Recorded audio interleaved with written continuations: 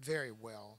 I think people need to be inspired. They need to remember that this country wasn't built with ease, in comfort, that people struggled, they fought, and we're going through a difficult time in our country, going through a difficult time in Martinsville, but we can make it. We just have to work together, stick together, remember the values that built our country, and keep going forward. I think things are going to get much, much better. In the 21st century, I tell everybody, I believe is going to be the greatest century in our country's history. There is, at times, a sense of frustration with what people refer to as entitlements. There's still that pull yourself up by the bootstrap feeling in portions of our community. Are you trying to get that message across that you shouldn't really lean on someone else? You should sort of take on that personal responsibility? My father worked 33 years in Sunship Building and Dry Dock Company, in the cold, in the snow, in the rain, as a welder, so he could give a better life to me, his son. I don't believe that this country was ever built by people who were looking for something. My father didn't want cheese or food stamps or a welfare check. All he wanted was to work. That's the way Americans have always thought. I think that's being robbed of us by those who promote entitlements. And I think we've got to help Americans to see that if we want our country to be great, those who are able-bodied and are capable should be expected to work and earn their way and build and create something that can make them proud of themselves. So yes, that's a message that I'm certainly bringing to the community. And there's also a sense of personal responsibility that you may try and fail, but that doesn't mean that you stop and rely on someone, but that you pick up and you try again. Well, of course, freedom is all about taking risk. Freedom is all about the prospect of failing. But failure is not the end.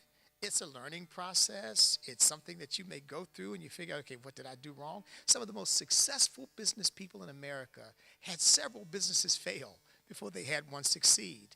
So that's part of the process. And think of what it would have been like if our founding fathers had said, well, you know, we don't want to take the chance that this might not work, so let's just submit ourselves to King George. No, they said we pledge our lives, our fortunes, our sacred honor. They were taking a big risk, the risk of being hanged, but we pledged that in order to have freedom.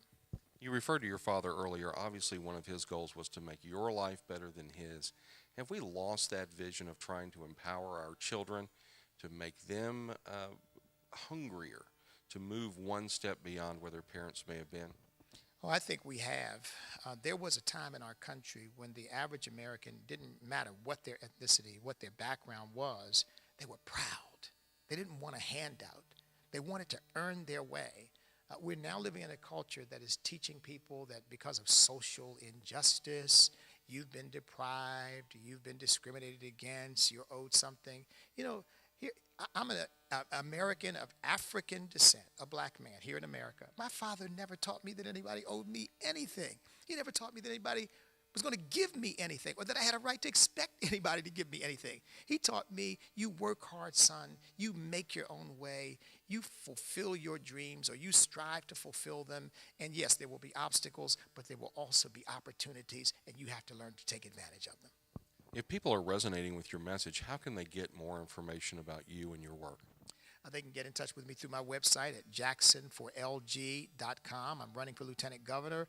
If they want to help me at the convention on May 18th, they can sign up to become a delegate and go to the convention. They can also contribute to my campaign on the website. We need all the help we can get. This is not a campaign. This is a movement. It's a movement to restore our country, and our country's foundations were laid here in Virginia. And since the light of liberty has been turned down very dimly by this administration, in my view, it's here in Virginia where we've got to set the light of liberty ablaze again. And so we're asking people, join this movement to resurrect those values and make sure that Virginia leads the way.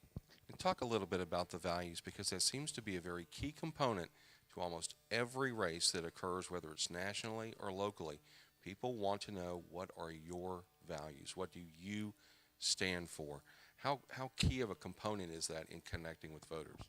Well, I believe that every election that takes place in our country, anywhere, certainly here in Virginia, is right now about liberty fundamentally.